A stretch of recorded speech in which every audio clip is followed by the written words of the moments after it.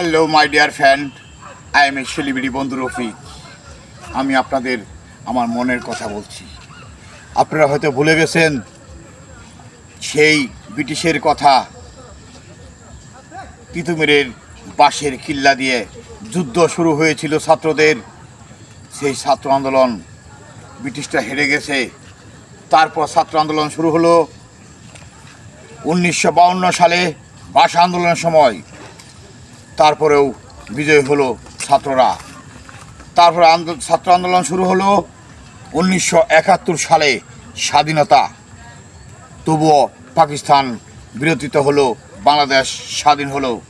তারপর ছাত্র আন্দোলন শুরু হলো 1990 সালে এরশাদের সাথে। এরশাদ বলল ছাত্র আন্দোলন বন্ধ করতে হবে, না বন্ধ হবে না। তারপরেও এরশাদও হেঁটে গেলেন।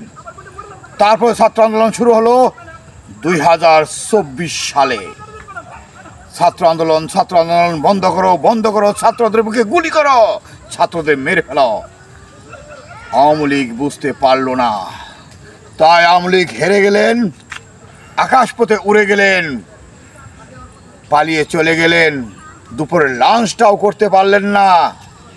তার জন্য পিটালির আয়োজন করা হয়েছিল, মিল্লি ভাত খেতে পারলেন না।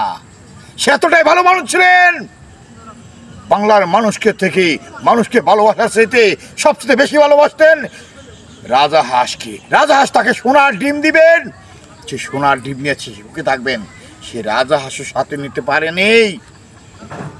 জাতির উদ্দেশ্যে ভাষণ দিতে চেয়েছিলেন, সেটাও তার সময় হয়নি। কোনো বন্ধু বান্ধব আত্মীয় স্বজন নেতা কর্মী কাউকে তো বলবে যে আমি দেশ থেকে পলাতক চলে যাচ্ছি।